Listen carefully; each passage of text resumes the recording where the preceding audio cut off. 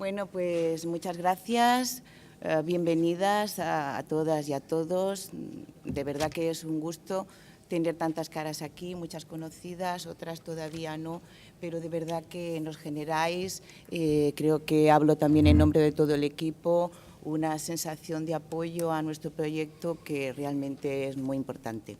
Bien, pues de nuevo gracias por acompañarnos en esta jornada que queremos convertir en un espacio de encuentro, en una reunión donde vamos a conocer mejor la red profesional de la Junta de Andalucía, esa que nos conecta a todos los días en nuestro trabajo, que nos permite compartir recursos, compartir problemas y también soluciones, que nos permite trabajar colaborativamente borrando barreras geográficas y que de alguna manera también, sin querer queriendo, pues nos está llevando a hacer las cosas de otra manera.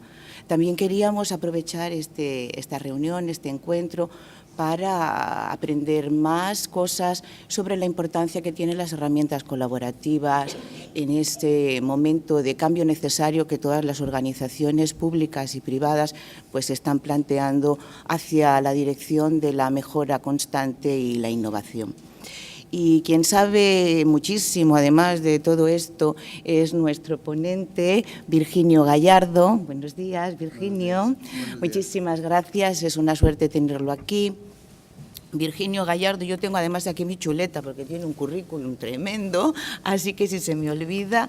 Bueno, Virginio ha estudiado psicología, también ciencias políticas, con especialización en administración pública. Actualmente es socio director en Humanova, aunque le avala una extensa trayectoria como consultor en gestión del cambio, en dirección de recursos humanos. Es experto en gestión estratégica de recursos humanos y en transformación de las organizaciones, que él siempre vincula, me gusta mucho, a las personas y a las herramientas 2.0. Ha liderado también interesantes proyectos de gestión del cambio, de innovación, de desarrollo de tecnologías digitales en redes profesionales vinculadas también a la gestión del conocimiento en importantes empresas privadas como Telefónica, Caixa, muy importantes, y también para la administración como el Govern d'Andorra y la Generalitat. Además, tiene tiempo y es estudioso e investigador, ha escrito publicaciones sobre liderazgo e innovación. De hecho, su ponencia de hoy va a versar sobre el liderazgo redárquico y, aunque él no me lo ha puesto en su bio, nosotros lo sabemos, tiene una presencia muy activa en redes sociales a través de su blog, que se llama Supervivencia Directiva, y yo, que le sigo hace mucho en Twitter, la verdad es que estoy muy contenta de conocerle porque le sigo desde hace mucho tiempo y por fin ya le conozco en persona y les puedo garantizar, doy fe de que cada uno de sus tweets en los que comparte sus experiencias son unos pedacitos de reflexión muy, muy interesantes. Y además de todo esto, sí queríamos tenerle aquí porque todas y todos los que estamos en esta reunión pues trabajamos en la administración y considerábamos que era muy importante que este encuentro fuese dual y diverso, y también conocer el papel transformador de las redes corporativas visto desde otra perspectiva, con otra mirada, en este caso la de nuestro invitado Virginio. Así que ya le paso la palabra. Muchas gracias. Muchas gracias a ti. Muchas gracias a ti. Gracias al Instituto Andaluz de Administraciones Públicas por invitarme. Para mí es un honor estar aquí en la Junta de Andalucía, que yo creo que se caracteriza por ser pionera en estos temas, que invitarme para hablar de redes sociales. Os tengo que decir que, a mi juicio, todo el tema de la organización pública redárquica o en red, yo creo que es el tema más importante desde el punto de vista de gestión que tiene actualmente la administración pública. Estamos hablando de lo que es o de lo que debería ser la principal preocupación de nuestras administraciones, porque básicamente lo que vamos a hablar hoy, lo que vais a hablar hoy, de lo que voy a hablar yo, es de cómo podemos mejorar el servicio a los ciudadanos y de cómo podemos ser mucho más eficientes a la hora de prestar nuestros servicios. Y tanto en la organización pública como en la organización privada esto tiene un nombre y se llama organización en red, y es de lo que vais a hablar hoy. Por tanto, muchísimas gracias por invitarme, porque creo que son temas muy relevantes y que me hayáis invitado a mí, pues es un honor. Pero antes de hablaros de en qué consisten las administraciones públicas en red, me gustaría que viéramos lo que está pasando en el entorno, cosa que sabemos todos, pero yo creo que vale la pena que recordemos. Mirad,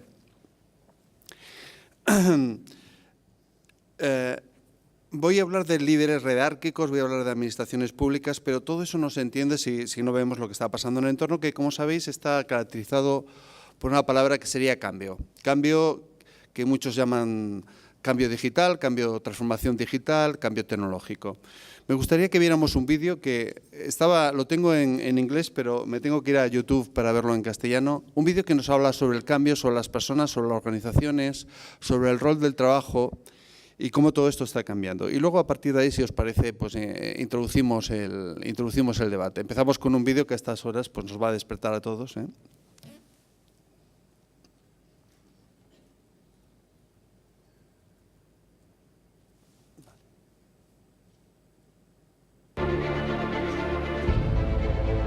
Once upon a time, business as usual was often good enough. No more. Where we are going, good enough is dead. In a world where everything is connected, where everything is equally excellent, where performance is reaching perfection, there's only one space left to innovate in: you. Right now, you are a central point in the raging tornado of change fueled by digitization, mobilization, augmentation, disintermediation, automation. Well, the list goes on. Science fiction is becoming science fact. Think about self-driving cars or computers that can learn and think. The way we work will never be the same. The skills we need will be dramatically different. Winning or losing are now happening faster than ever before. So what's your response? How will you discover new opportunities in one of the most transformational times in human history? Are you driving change, or are you being driven by it? Disruption has become the new normal. With change, it's always gradually, then suddenly, well, things really have stopped happening gradually. This change is exponential. Everything that used to be dumb and disconnected is now wired and intelligent. Cars, cities, ports, farms, even our bodies will be wired with sensors and will talk to each other. These game changers are also combinatorial. They amplify each other, creating a perfect storm of change. Quantum computing fuels big data. The Internet of Things fuels artificial intelligence and deep learning, which fuels robotics. However, anything that cannot be digitized or automated will become extremely valuable.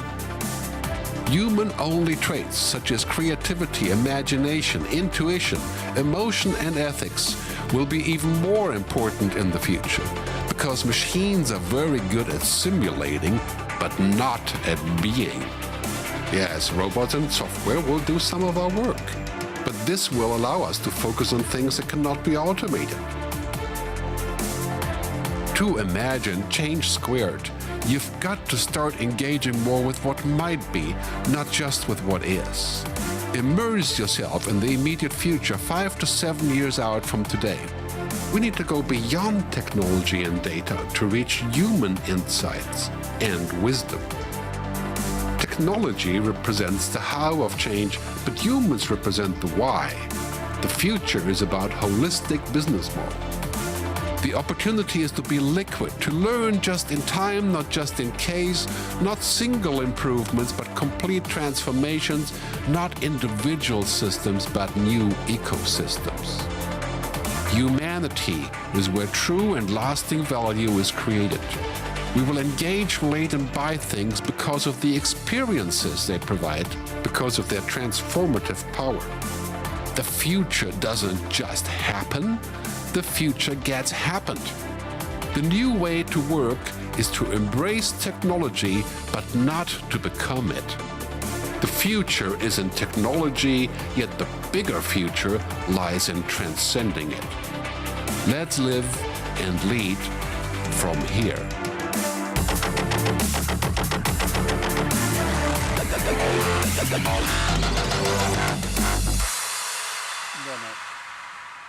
yo creo que este vídeo nos muestra un poco lo que están pensando la mayoría de las organizaciones del mundo. Yo os diría que es casi imposible encontrar una empresa mínimamente importante que su principal prioridad no sea la digitalización.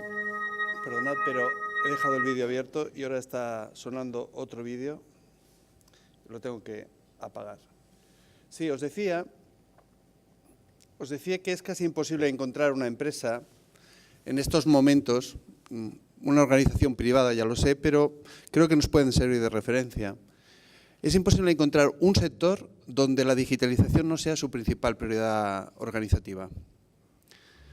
Y os lo digo porque están poniendo dinero, no porque lo dicen. Es decir, es muy difícil encontrar en Pharma, por ejemplo, que parecería un sector que no tiene que digitalizarse, están muy preocupados por la digitalización. La banca piensa que se está transformando y le salen competidores por todas partes. La agricultura, que alguien diría la agricultura está en una transformación brutal desde el punto de vista de la digitalización.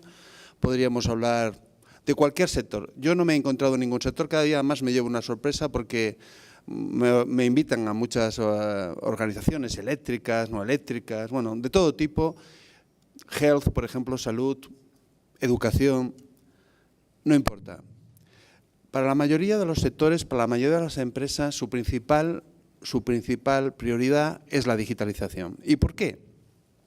Mirad, las empresas, sobre todo las grandes empresas, cuanto más dinero tiene una empresa, más es así, se ven de alguna forma como dinosaurios, ¿sí? Cualquier organización compleja, cuanto más valor en bolsa tiene, esto es mucho más. No importa si estás en Singapur, si estás en Ecuador, si estás en Argentina o estás en España, cualquier organización piensa que la digitalización va a acabar con ellas. Y sus CEOs, especialmente, y sus accionistas, han empezado a desarrollar una mirada paranoica. Es decir, desconfían de que otras empresas y otros nuevos modelos de negocio los quiten del medio. Es decir, la digitalización está cambiando todos los procesos de negocio y está cambiando a las organizaciones de forma muy profunda. Y las organizaciones, la principal preocupación de los CEOs es hacer frente a esos nuevos modelos de negocio. Eso es lo que está pasando en la organización privada. ¿Y por qué están tan preocupados en la organización privada, en las organizaciones privadas sobre el tema de la digitalización? Mirad, están preocupados porque de alguna forma ellos piensan que la digitalización es el dinero del futuro. Si hasta ahora la preocupación de cualquier empresa es ganar dinero, en las organizaciones privadas piensan que el dinero vendrá de la innovación tecnológica. Es decir, es imposible sobrevivir, es imposible poder tener éxito en el futuro, es imposible dar un mejor servicio a sus clientes, es imposible desarrollar nuevos productos si no hay innovación tecnológica. Y además, si no son muy rápidos haciéndolo, si no son extremadamente rápidos haciéndolo, habrá una compañía que los eliminará. Y no importa si te llamas BBVA, si te llamas Santander, están súper preocupados, no importa si te llamas Telefónica, no importa el dinero que tengas, no importa quién seas, no importa tu posición de mercado. Todas las empresas prácticamente del IBEX 35, su principal prioridad es la transformación tecnológica, porque tienen que dar nuevos servicios, tienen que ser competitivos y les parece imposible hacerlo sin ser líderes tecnológicos, sin la transformación digital. Esto es lo que está pasando en la administración, digamos, en la empresa privada. Pero la empresa privada está muy preocupada porque no es capaz de ir al mismo ritmo de la tecnología, al mismo ritmo de la sociedad.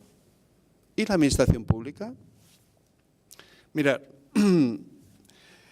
si estamos hablando de hasta qué punto las organizaciones se pueden adaptar, hay una ley que se llama la ley de la disrupción, que lo que nos dice es que el cambio tecnológico es muy acelerado, súper acelerado en comparación con lo que sería el cambio social. Es decir, la sociedad va más lenta que el cambio tecnológico. Las compañías privadas no pueden hacer frente al cambio tecnológico. Por eso la mayoría de los directivos se están echando directamente, lo siento hablar así, pero es así. O sea, la gran solución es eliminar directivos que no son capaces de hacer frente a esos cambios tecnológicos y hacer grandes estructuraciones en sus organizaciones porque piensan que de alguna forma el cambio es demasiado fuerte. Pero ¿qué pasa en la administración pública y en la parte pública? Como veis, todavía el ritmo es mucho más lento según esta ley de la disrupción que el cambio tecnológico, ¿sí? Estaría, digamos, la gráfica más baja. Es decir, aparentemente, según estos autores, lo que se está produciendo en nuestras organizaciones es que la sociedad no avanza, o sea, no es capaz de responder al cambio tecnológico. Por supuesto, las empresas privadas están súper preocupadas. No hay ninguna empresa donde la primera prioridad no sea esta. Pero ¿qué pasa en la administración pública? Que todavía, según estas leyes, es todavía más lenta.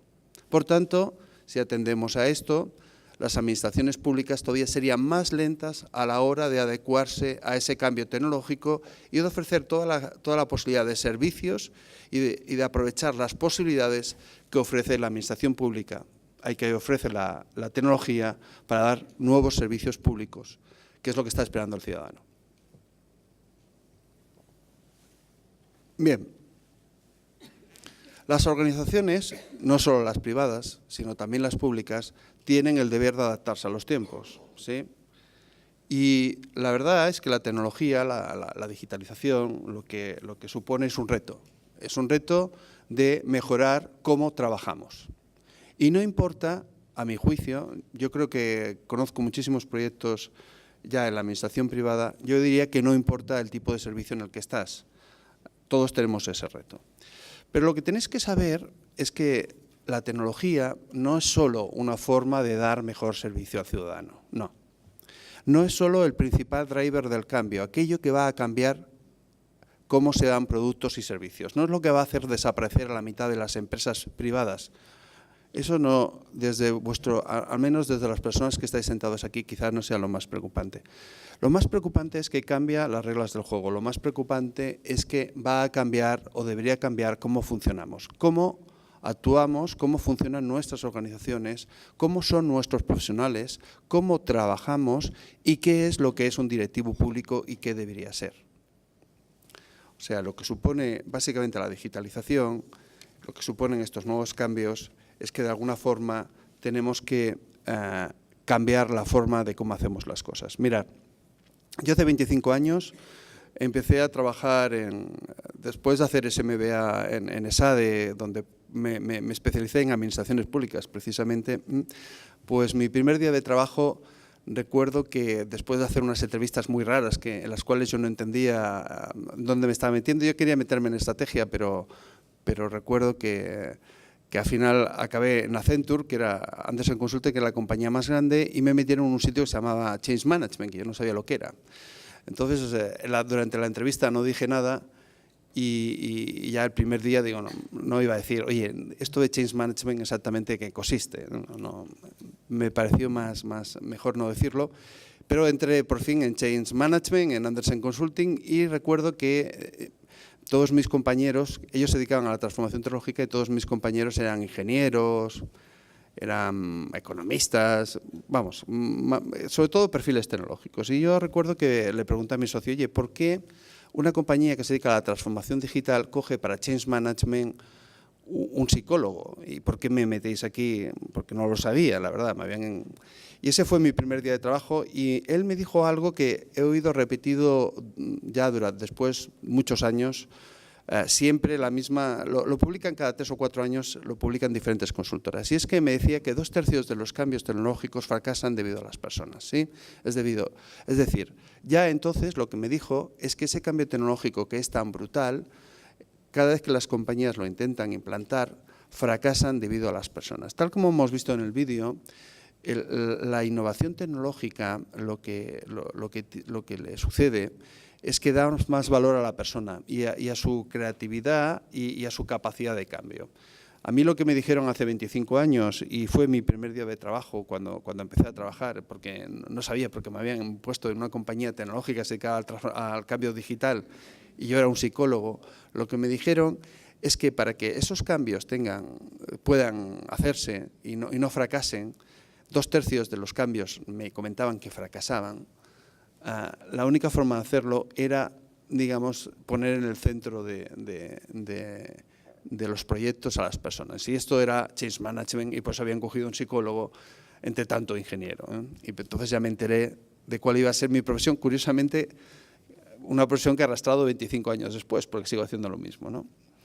Entonces, fijaos, resulta que cualquier organización, para ser mínimamente eficiente, para adaptarse mínimamente a su entorno, necesita adoptar de una forma muy rápida y radical, diría, la digitalización. Y resulta que cualquier cambio que se quiera hacer, entre ellos pues cualquier implantación de red o cualquier otra cosa, implica situar en el centro a las personas y gestionar de una forma diferente a las personas, porque si no, esos cambios fracasan. Y eso es lo que estás dando más importancia a factor personas. Es decir, vivimos una transformación digital, las organizaciones se están digitalizando, nuestra sociedad se está digitalizando. Yo recuerdo hace 5 años cuando hablaba de cosas como el WhatsApp, nadie me creía directamente, me decían que eso era imposible. Ahora, pues, bueno, esta mañana cuando he venido aquí creo que he tenido como 10 WhatsApps, nada más llegar, ¿no? Vivimos una sociedad que va mucho más rápido de lo que podemos incluso percibir. Ese es el gran problema de las que han vislumbrado las organizaciones privadas. Yo creo que la organización pública lo tiene en el discurso, yo creo que los gestores públicos lo perciben así, pero si me permitís vamos con un poco de retraso respecto a las privadas.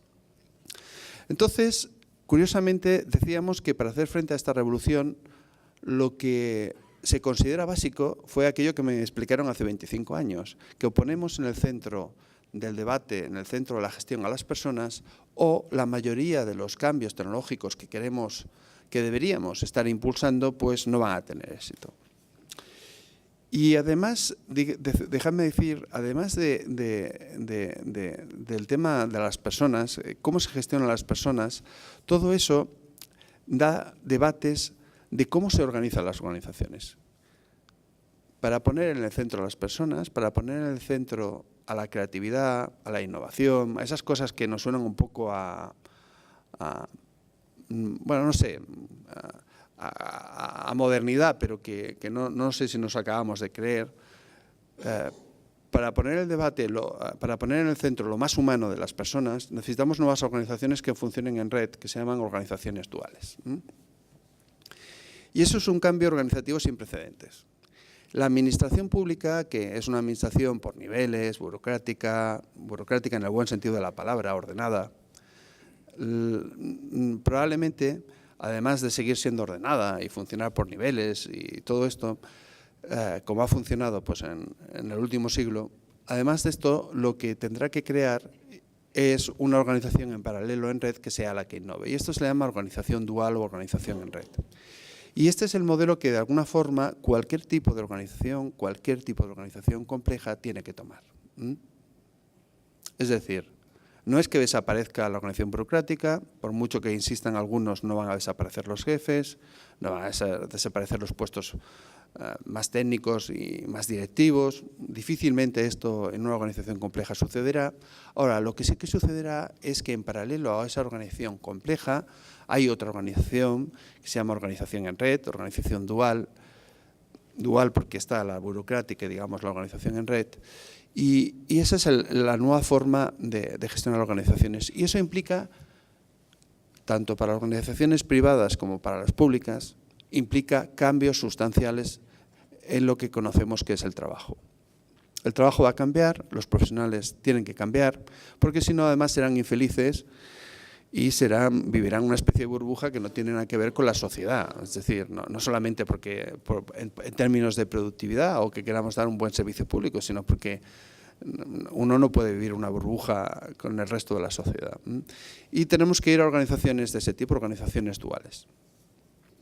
Las organizaciones que no sean capaces de adoptar estas nuevas formas, la idea que, como habéis visto, lo que al menos en el mundo empresarial está muy claro es que desaparecen. Desaparecen, nos adaptan, La organización pública difícilmente se puede deslegitimar. Podemos encontrar más gente que diga que la administración pública pues, no está preparada para los tiempos, pero difícilmente la mayoría de sus servicios van a desaparecer. Pero sí va a ser mucho más ineficiente. La verdad es que las organizaciones no están preparadas para este cambio, ni las privadas ni las públicas. Y tienen enormes problemas para poderse adaptar, las privadas y las públicas. La verdad es que en el sector privado para muchos es casi un tema dramático y muy a menudo pues, se habla de supervivencia, de cuántas empresas van, por ejemplo, pues no sé, se hacen cálculos de cuántas empresas de las grandes, de las francesas o de las estadounidenses, pues van a seguir manteniéndose, ¿sí? O cuántas van a desaparecer. Por ejemplo, hay mucha gente que calcula la digitalización solo en banca este año en España puede suponer 35.000 puestos de trabajo, 30.000, ¿sí? Esto es lo que significa la digitalización para todos los sectores. Es una verdadera, pues, es un tsunami que de alguna forma las organizaciones no saben adaptarse. Mirad, hay un señor que se llama Rancharan que vino el año pasado a Barcelona, a Madrid, a hablar sobre, es un estadounidense, probablemente uno de los más famosos sobre transformación digital. Y hablaba en estos términos que yo os he hablado, es decir, que no hay organización preparada para hacer frente al cambio, ¿sí? Y que eso, bueno, en la administración pública no significa lo que significa la administración privada, pero para la administración privada significa que la mayoría de las organizaciones desaparecerán o simplemente serán mucho más pequeñas y tendrán que echar a la mayoría de sus empleados o a una buena parte. Entonces, ante este panorama tan dramático, le preguntaron al Rancharan si había alguna solución, porque el hombre hablaba en estos términos y puso nervioso un poco a los directores generales y tal, y él dio una solución un poco extraña, ¿no? Le preguntaron, oye, ¿cuál es el secreto del éxito? Usted nos ha hablado de que esto es muy difícil, es una revolución, las organizaciones están muy afectadas, hay otras organizaciones mucho más rápidas en todos los sectores que desplazarán a las nuevas, ¿hay algún tipo de solución? Y él dio una solución un poco extraña. Si me permitís una pregunta, bueno, a veces las chicas les cuesta responder a la pregunta, pero me gustaría fortaleza. ¿Cuántos de vosotros podéis levantar los que tengan más de 29 años, por ejemplo? Sí, ha sido una pregunta, ha sido una pregunta, ha sido una, sí, ha sido una pregunta un poco estúpida. Bueno, no pasa nada. Bueno. El Rancharan vino a decir, cuando le preguntaron al Rancharan, oiga, ¿cuál es la respuesta? ¿Hay alguna solución a esto? ¿Qué puede hacer una organización? Dijo, mire, tiene que coger millennials y subirlos a directivos. Los directivos no sirven, los que tienen más de 29, 30 años, ¿sí? ¿Por qué? Porque según ellos lo que decía es que no se pueden adaptar al cambio. No se puede. Bueno, alguna solución habrá, alguien me dice, no, no, algunos sí.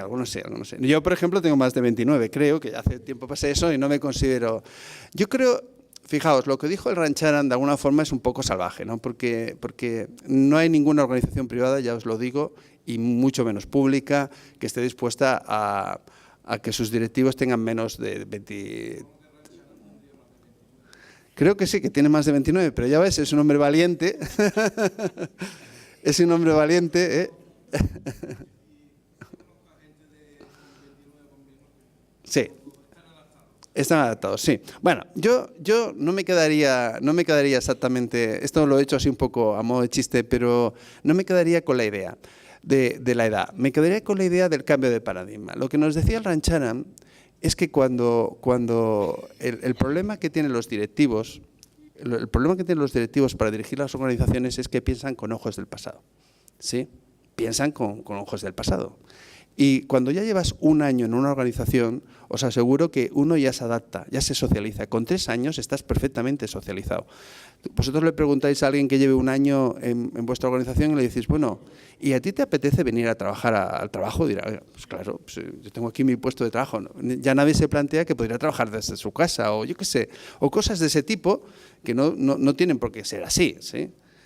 O sea, nos acostumbramos a que pasen una serie de cosas, nos socializamos y es muy difícil Y es muy difícil que nos demos cuenta de cómo la sociedad cambia y de cómo podríamos hacer otras cosas. Es decir, una persona ya que lleva varios años en un entorno de trabajo, pues piensa que hay determinadas cosas que son normales y determinadas formas de hacer las cosas que son normales. Entonces, según el Rancharan, la única forma que habría de que las empresas, hablaba de las privadas, nunca hablo de la administración pública, en la administración pública las cosas son diferentes. ¿No? Bueno, es igual. El tema es que en las administraciones privadas, lo que él hablaba de las empresas, lo que decía es que lo más importante era poner a personas que tuvieran un cambio de paradigma al frente. Un directivo tenía que ser alguien que fuera capaz de modificar las cosas y para eso se necesita un tipo de paradigma. El tema, obviamente, como podéis entender, no hay ninguna empresa pública ni privada que de alguna forma elimina sus directivos de más de 30, 34, 35 años, a pesar de que sí que lo que hace es que se preocupa mucho de cambiarlos, ¿sí? De que cambien de paradigma. Por eso, cuando en todo el mundo se hacen encuestas de cuál es la principal prioridad de las empresas en recursos humanos desde hace mucho tiempo, esta no sé si es de Deloitte, no sé si es de Price, podría ser nuestra, de Humanova, podría ser de cualquiera, ahora no me acuerdo porque la verdad es que me cambian las gráficas y ahora no me acuerdo cuál es, pero es que todas son iguales, no lo sé porque todas son iguales y tampoco si es del año pasado o del anterior porque es que todas son iguales, es decir, todos los estudios estos son muy parecidos, con lo cual me cuesta mucho recordar de qué consultora es o de qué, creo que es de Deloitte, pero no estoy muy seguro. Pero si cogéis las de Pricewaterhouse o las de otra consultora, o las de McKinsey o tal, serán muy parecidas. La principal prioridad que tienen las organizaciones cuando hablan de recursos humanos es cambiar a sus directivos, pero no cambiarlos poniendo a gente de 29 años, sino cambiarlos. Porque se trata de que cambien de mindset. Sin el cambio de los directivos, si no eres capaz de cambiar la forma de pensar de un directivo, la organización no avanza. Y entonces, si la organización no avanza, pues estás lento. ¿Cuál es la principal prioridad? ¿Cómo narices cambias a los directivos? ¿Cómo se cambia la cultura de la empresa? ¿Qué es lo que se trata? La transformación digital es un cambio de las reglas de cómo funcionan las organizaciones. Hay que cambiar cómo funcionan las organizaciones. Eso que hemos hablado de la organización dual queda muy bonito ahí en red y todas esas cosas. Uno pensaría que es que nos vamos a comunicar todos con WhatsApp y todas esas cosas, pero va más allá de eso. Cambian los valores, las formas de funcionamiento, las formas de trabajar. Y ese cambio cultural implica cambios en el liderazgo, en las formas de aprender, que aprender no deja de ser adaptación e innovación. Bueno, este es un poco, digámoslo así, el panorama que a mi juicio tienen las organizaciones privadas, pero también las públicas, ¿sí? La verdad es que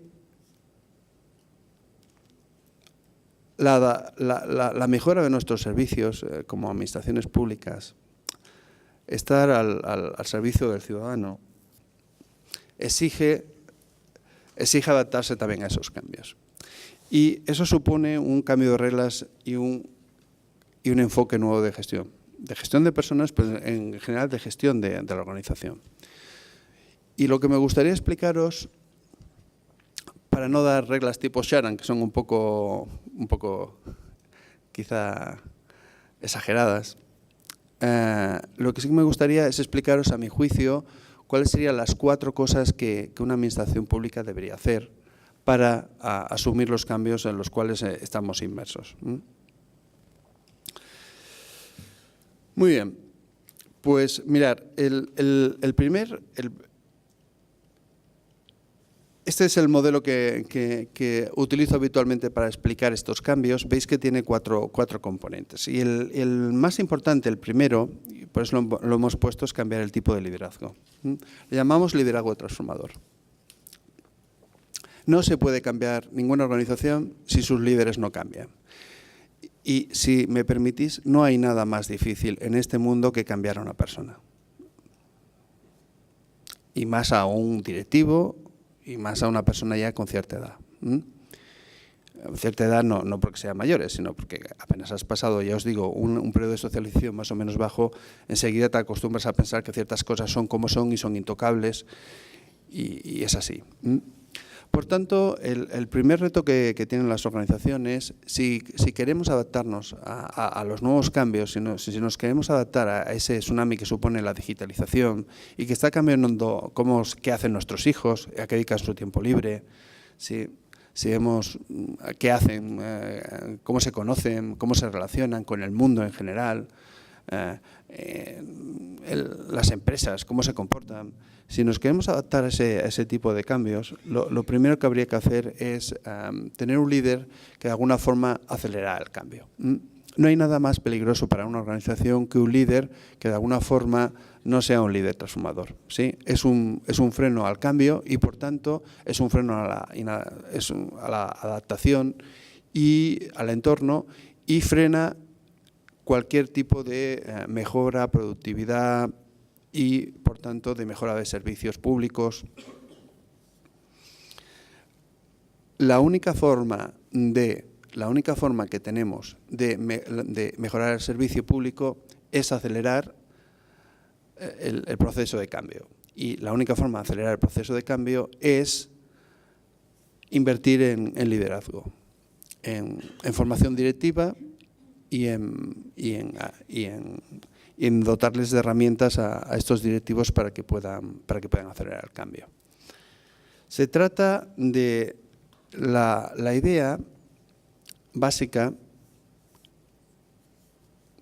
es que la digitalización obliga a que todas las personas, cuando digo todas las personas, digo todas las personas, todos los funcionarios en este caso, aporten, innoven, aporten ideas, creen y mejoren su trabajo.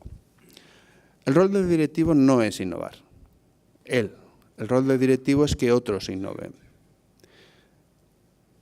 Las organizaciones que van a sobrevivir en el mundo privado, las administraciones públicas que van a ser exitosas en el mundo público, son aquellas que van a conseguir que los cerebros de las personas estén más aprovechados. Es decir, que sean creativos, que innoven, que mejoren lo que hacen.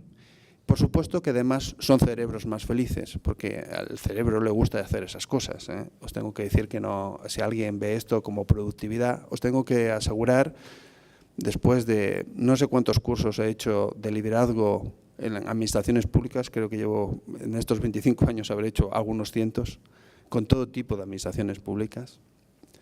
Y no hay nada más triste que ver la infelicidad que crea en los directivos, en los empleados públicos, ese encajonamiento, ese no poder moverse. Porque el ser humano, la felicidad, consiste en mejorar lo que haces, en tener reto. Eso lo dicen todos los expertos en felicidad y eso es así. Por tanto, si alguien ve en esto impulsos de la creatividad, de la productividad aterradores o tal, no. Entre otras cosas, lo que pretendemos es que la gente pueda mejorar lo que hace cada día, que en eso consiste, los que creen al menos en su trabajo, consiste la felicidad y además genere un mejor servicio público. Por tanto, el liderazgo distribuido es conseguir que todo el mundo sea corresponsable de mejorar en su puesto de trabajo. Pero claro, el liderazgo distribuido, por ejemplo, en Toyota se utilizaba hace 10, 15 años, 20. De hecho, por eso son los más rentables del mundo, por eso consiguieron eliminar prácticamente a sus competidores americanos y los americanos tuvieron que ayudar a sus empresas. Y era porque conseguían que todos sus trabajadores innovaran, ¿sí? Y por eso cualquier empresa, digámoslo así, automovilística, copia enseguida los métodos japoneses de Toyota. Es una cosa muy curiosa porque Toyota crea un nuevo método y al año vas a Zaragoza y ya lo tienen implantado, ¿sí? Con un término japonés, es todo igual. ¿Por qué? Porque han conseguido no solamente innovar, no solamente que todo el mundo innove, sino crear una especie de filosofía que va avanzando y cada vez son más innovadores. Digamos que esta filosofía de que todo el mundo innova, que además es la única filosofía de hacer a un trabajador feliz, la única, y os lo digo por experiencia, de verdad que he tenido centenares de conversaciones de este tipo con muchos managers públicos también. Esta nueva filosofía ahora mismo se aplica de una forma diferente. Hace 20 años se aplicaba de una forma, pero ahora se aplica de una nueva forma diferente. Mirad, os voy a explicar, a mi juicio, tres de las características que debe tener el nuevo directivo público. Me parece que alguno de mis compañeros además lo habrá hablado con alguno de vosotros, porque me consta que me parece que se hizo algún curso de liderazgo por aquí. Pero vamos, que en Cataluña yo creo que llevo como unos 10 o 12 años hablando de este tema, en otras administraciones también llevo muchísimo tiempo. Mirad, si me permitís, el tema es que ahora las cosas se hacen en red, ¿sí? Antes se innovaba, pero ahora se innova en red. Antes había desarrollo, pero ahora desarrollas en red, ¿sí? La idea es que fomentar iniciativas, mejorar lo que haces, involucrar la obtención de oportunidades de negocio. Bueno, esto de negocio no queda muy público, pero es igual. Promover la digitalización ahora se hace en red. Es decir, todo lo que significa la innovación, no es solo de los de abajo que también están afectados, os voy a hablar solo de tres comportamientos, a mi juicio, los más relevantes. Todo esto se hace en red. Es decir, ahora mismo el directivo público se hace en red. Y os lo voy a explicar de forma muy clara. Si vosotros mañana tuvierais que hacer un asado con vuestros amigos, o una paella, o no sé, lo que queráis, cualquier reunión el domingo, a nadie se le ocurriría no hacer un grupo de WhatsApp, ¿sí? Sería horrible. Yo creo que si ahora a mis amigos les prohíbo hacer un grupo de WhatsApp, vamos, no sé, todos nos veríamos, es imposible decir, oye, ¿quién lleva el vino? ¿Quién lleva la cerveza? ¿No?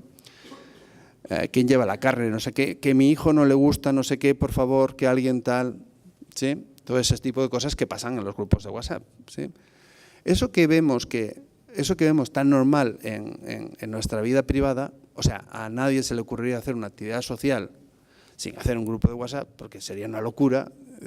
No, pasa una lista de teléfonos que nos llamaremos. Bueno, eso se acabó. Eso, si a alguien se le ocurre decir eso, no sé cómo le miraríamos. Diga, no, lo hacemos por email, pasa la lista de emails. ¿La lista de emails? ¿Quieres decir? ¿Sí?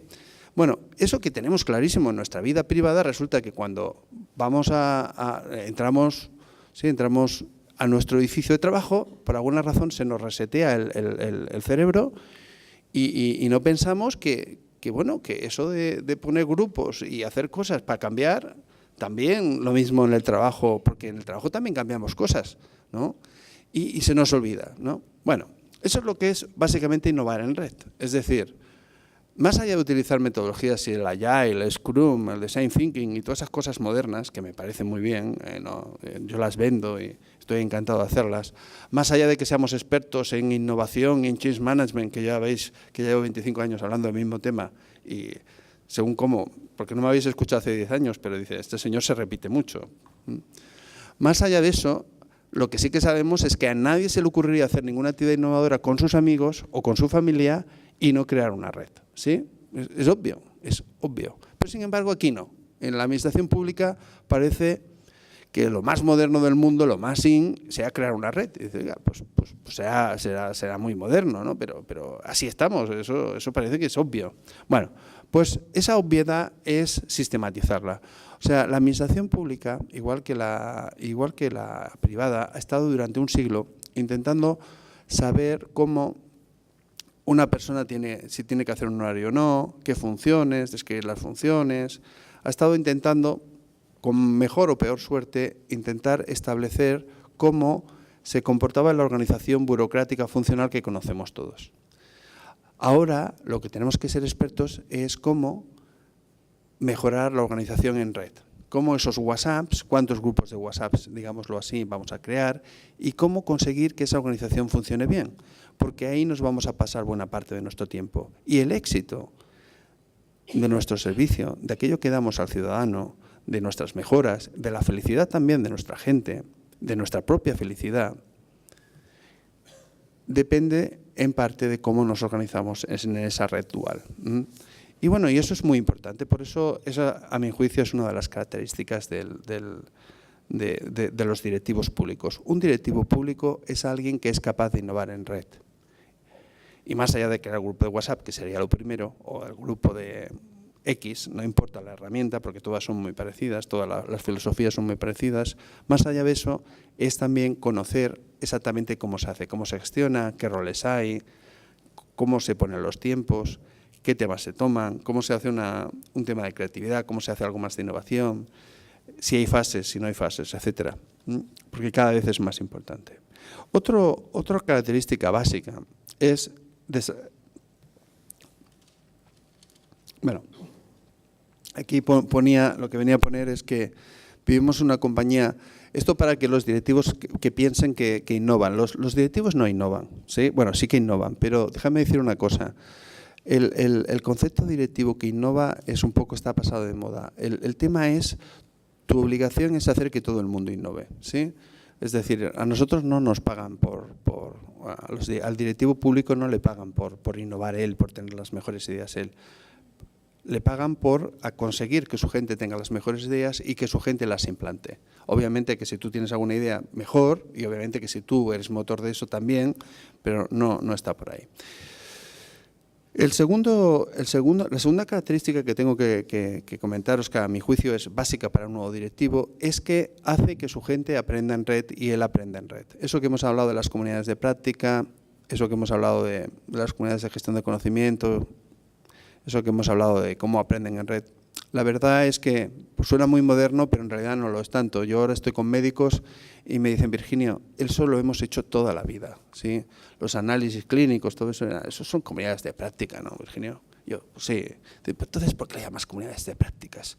Llámesele análisis clínico. Entonces, convenimos que si se hacía de forma virtual era comunidades de práctica, pero si se hacía en el auditorio el análisis clínico, sí, todos nos quedamos tan contentos, porque no había la diferencia, ¿sí?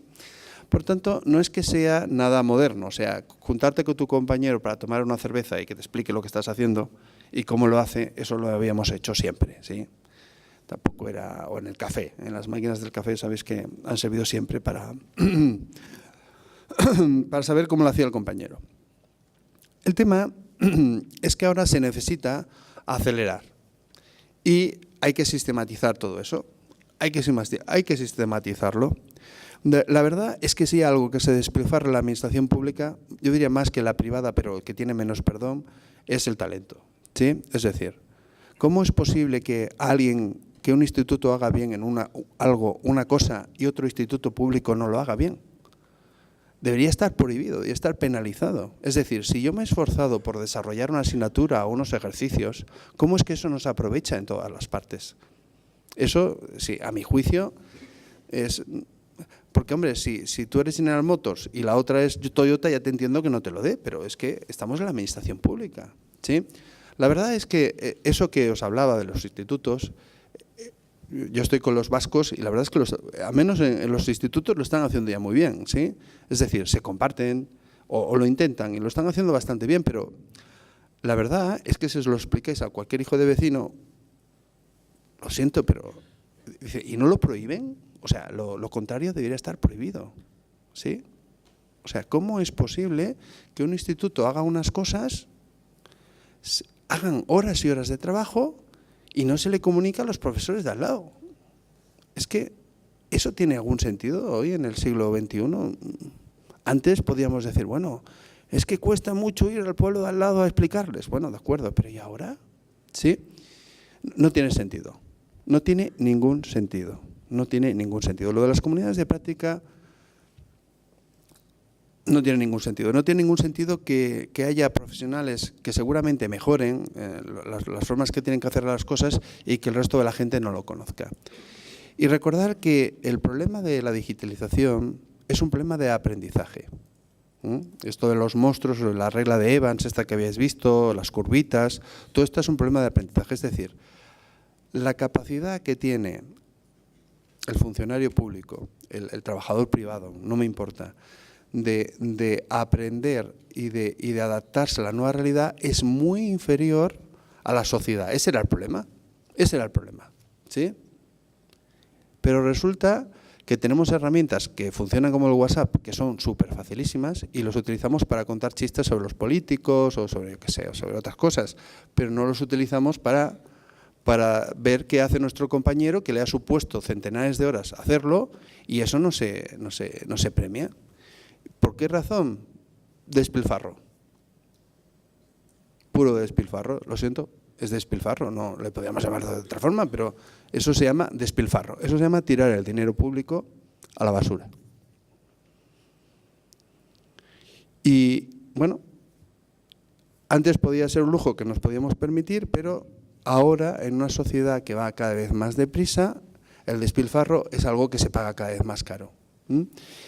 Por tanto, obviamente hay que sofisticar de alguna forma cómo hacemos que nuestra administración se haga más rápida. Mirad, por ejemplo, os explico lo de los vascos para no teorizar. Ellos están muy preocupados, y eso que tienen, por ejemplo, el mejor FP que yo creo casi de Europa, están muy preocupados cómo adaptar las nuevas, lo que le explican a los chavales al entorno, porque el entorno cambia tan rápido que no llegan, ¿sí? Y claro, ellos se comunican y ¿alguien le ve alguna ilógica en eso? ¿Piensa que serán más infelices o trabajarán mucho más por hacer eso? No, nada, no trabajan ni mucho más, son más felices. Y os tengo que decir que la capacidad de adaptación que tiene, por ejemplo, la FP vasca, por poner un ejemplo, es de las mejores de Europa. Es decir, los suecos, nosotros vamos a ver a los suecos cuando queremos aprender cómo funciona su educación. Los suecos van a ver a los de la FP vasca. ¿Y en qué consiste su gran maravilla? Pues que utilizan grupos de WhatsApp para decirse, un poquito organizados, pero no mucho, para decirse qué narices están haciendo unos a los otros, entre otras cosas. Bueno, pues lo siento, tampoco parece... A alguien le puede parecer revolucionario el concepto, pero a mí no me lo parece.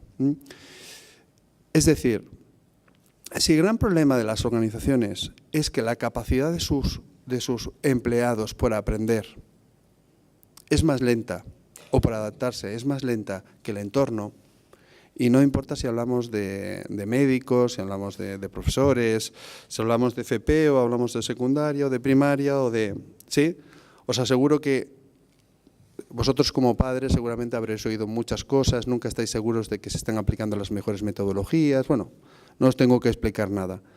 Claro, todos queremos que nuestros funcionarios, nuestros servidores públicos vayan al mismo ritmo de los tiempos. Y eso, lo siento, no es nada complejo. Lo único que tienes que hacer es dejar que unos hablen con otros, que los mejores les expliquen a los demás lo que están haciendo, y lo siento, es tan sencillo o tan complejo como eso, ¿sí?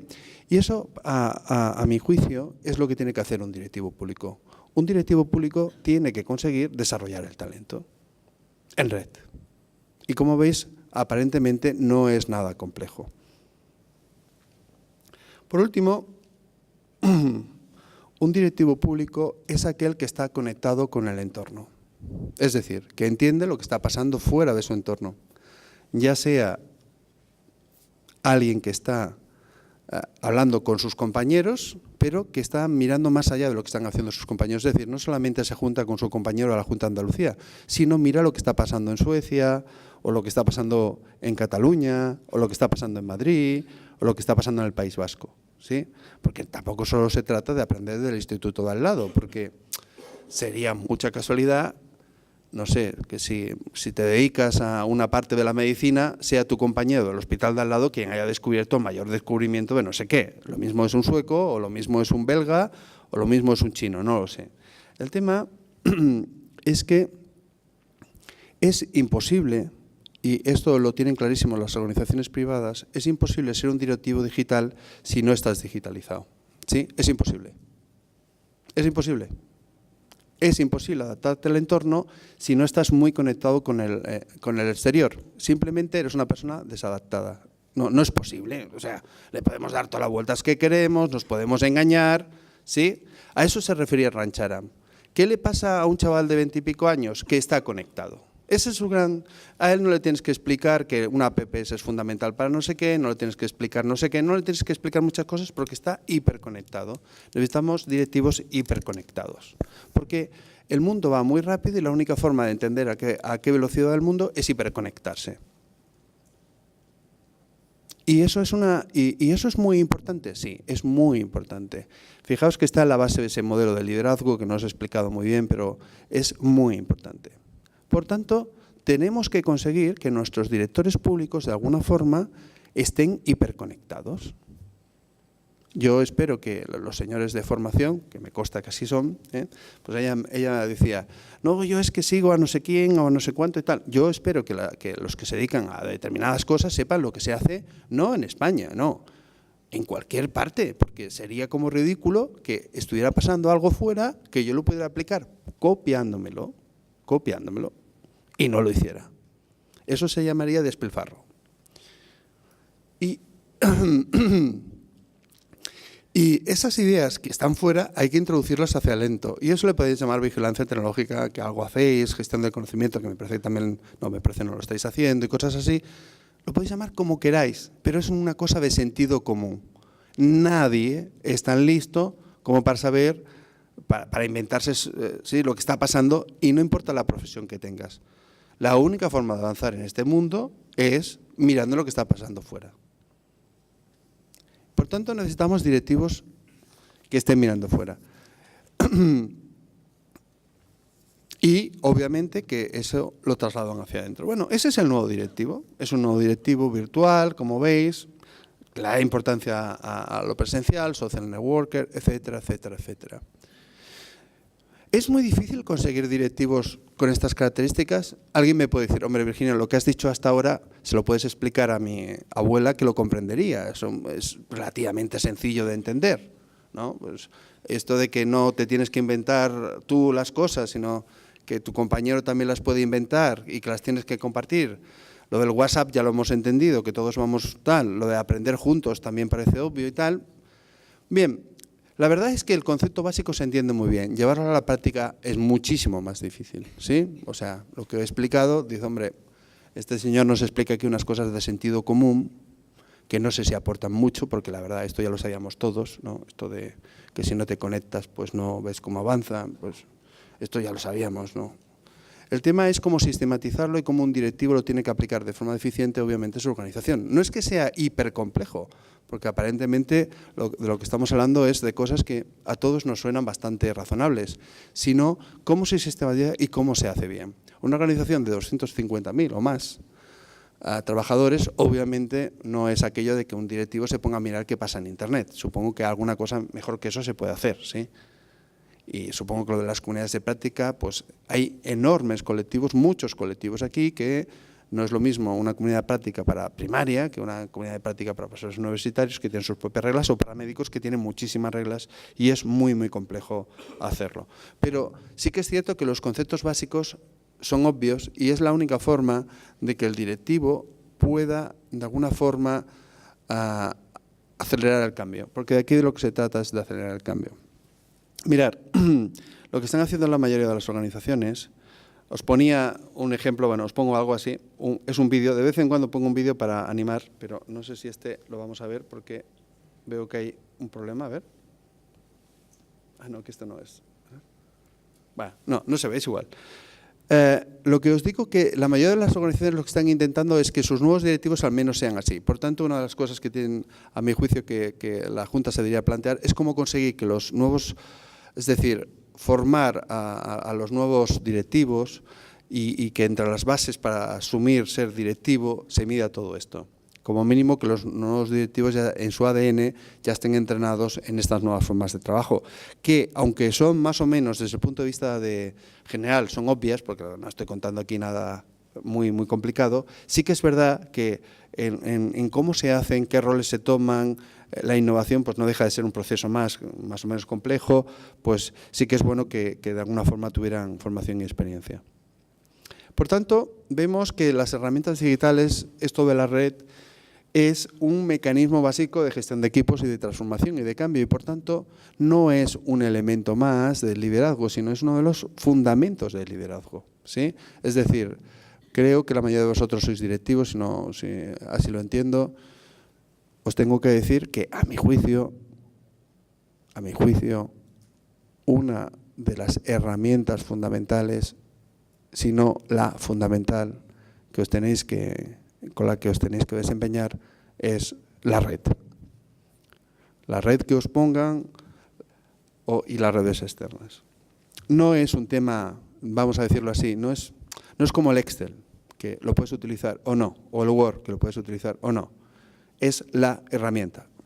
hay que utilizarla sí o sí. Es como comunicarse, ¿sí? Tienes que comunicarte y hay que comunicarse en red. Es una nueva forma de funcionamiento. Por tanto, el nuevo líder es un líder redárquico. Es un líder redárquico. Es imposible ser líder. Es imposible ser líder si no tienes estos comportamientos. Porque no puedes impulsar la transformación, no puedes impulsar el cambio, y un líder lo que hace es impulsar el cambio. Muy bien. Hay otra cosa. La segunda herramienta, hemos hablado de la primera, que era el liderazgo, la segunda son herramientas, el tema de cultura. Aquí sé que os voy a aburrir porque voy a hablar del EVEP y esas cosas, con lo cual sé que esto produce un significativo sueño en la gente que... Sí, no sé cuánto tiempo habéis hablado de estas cosas, pero sé que aburre, por lo tanto lo pasaré rápido, ¿eh?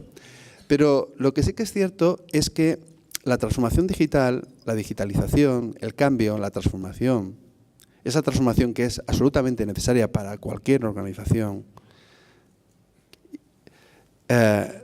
es mucho más fácil de implantar si se cambian las reglas culturales, ¿sí? Si se cambia. La transformación digital, lo habréis oído a cualquier persona que hable de transformación digital, es una transformación cultural, es decir, de cómo nos comportamos y cómo cambiamos las reglas. Pero para eso, para cambiar las reglas, recursos humanos, función pública tiene una serie de mecanismos que se llaman desempeño, desarrollo de liderazgo, competencias, objetivos, retribución, comunicación. Es verdad, también están los grupos de mejora, de aprendizaje, de comunicación, de innovación, sí, pero están todo lo demás, ¿sí? Es decir, una organización para transformarse, para conseguir acelerar ese cambio, debería utilizar todos estos mecanismos. Mecanismos que de alguna forma están ahí, pero no están del todo desarrollados. A las personas hay que explicarles, al directivo, al empleado, al técnico, al administrativo, hay que explicarles en qué consiste, lo que tiene que hacer. Y eso, si me permitís, viene de una consideración estratégica, es decir, no se trata de decirle al directivo cambia y sé más redárquico y innova y tal. Se trata también de que haya unos objetivos estratégicos que también te digan cómo, qué, dónde, ¿sí? Eso tiene venido de una planificación estratégica, de unos diseños de objetivo, de unas competencias, de unos liderazgos y, si es posible, desarrollar el EVEP y ponerlo en sistemas de gestión de desempeño, ¿sí? Si es posible. ¿Por qué? Porque, y si no, pues hacerlo de otra forma. Pero lo importante es que cada empleado, además y cada directivo y cada mando de esta organización y de cualquier otra, sepa un poco lo que su organización le pide. Es decir, yo soy un profesor, vale, pero ¿qué me pongo? ¿Yo solo a ser redárquico con los de al lado? Yo nunca he creído, lo siento, esto sé que genera ampollas de las personas que son los pioneros en esto, nunca he creído en el voluntariado de estas cosas, ¿sí? A mí, y sé que en casi todos los grupos que participo son voluntarios, con lo cual sé que soy súper antipático. Cada vez que digo esto, dice, mira, ahí está el antipático. O sea, esto es voluntario, ser intraemprendedor es voluntario, o sea, hacer redes es una cosa voluntaria, una comunidad de práctica es algo voluntario. ¿Y yo, voluntario? Voluntario es ir a trabajar, voluntario es trabajar bien. Eso no es voluntario, eso es obligatorio. Todo el mundo tiene que ser intraemprendedor, todo el mundo tiene que trabajar en red y es obligatorio. ¿Qué voluntario? No, creemos, no, porque si una comunidad de práctica la haces, no la haces. Esto me lo dicen en todas las administraciones públicas que os podáis imaginar, ¿eh? Hombre, Virginio, si obligas a la gente a hacer comunidades de práctica, entonces esto tiene que salir de abajo. Bueno, no digo que algunas no salgan de abajo, pero yo digo que los políticos tendrán prioridades y esas prioridades quedarán que se implanten y eso hay unos mecanismos y esos mecanismos y esas herramientas no pueden ser voluntarias. Es que esto sería como, no sé, ¿sí? Es decir, la digitalización obedece a unas estrategias y esas estrategias tienen que ser comunicadas a sus directivos y a sus profesionales de una forma ordenada, con un sistema de gestión de desempeño o como se quiera, pero debe partir de la estrategia. Y a mi juicio ni las comunidades de práctica deberían ser voluntarias, ni los sistemas de gestión de conocimiento deberían ser voluntarias, ni nada de eso, porque uno no puede decidir no ser un buen directivo. Es que, no sé, yo no, dice, no, es voluntario venir a trabajar. Digo, bueno, pues de acuerdo, es voluntario, es algo así. O sea, no puede ser voluntario. No, un profesor no es voluntario que trabaje en una comunidad de práctica. ¿Así? ¿Y cómo va a mejorar? ¿Cómo va a mejorar? No, un profesor no es voluntario que trabaje en una comunidad de práctica. No, un profesor no es voluntario que trabaje en una comunidad de práctica. ¿Así? ¿Y cómo va a mejorar? No, un profesor no es voluntario que trabaje en una comunidad de práctica. ¿Así? ¿Y cómo va a mejorar? Yo no, lo siento, no lo veo. Pero bueno, lo mismo es que estoy, sí, lo mismo, yo sé que cuando digo esto soy profundamente impopular en muchos sitios y lo digo en los sitios donde funcionan las comunidades de práctica y donde además felicito a la gente que lo hace de forma voluntaria por su coraje, porque a todo esto en la administración pública os tengo que decir una cosa. Generar una comunidad de innovación y una comunidad de esto, al señor que lo hace hay que premiarlo. Y luego cuando te lo explica como si fuera un héroe. Es lo más curioso del mundo. O sea, te dice, yo, Virginio, he conseguido, tú no sabes, llevo 4 años y yo, ostras, fabuloso. Y innovas, sí. Digo, bárbaro. O sea, no, es como un medio que te diga, y yo salvo vidas, Digo, hostia, pues muy bien. O un profesor que te diga, y yo educo, vale, bien. O sea, que tú eres un directivo e innovas, wow. Pues bien, vamos bien, ¿sí? Vamos bien. Yo lo siento, no. Y a todo eso yo soy el primero que les aplaudo, hago post diciendo el coraje de la innovación, sí, todo. Estoy todo el día dando la tralla con esto, ¿sí? Yo soy el que digo, tú ánimo, sí, pero es ridículo. Es ridículo, ¿sí?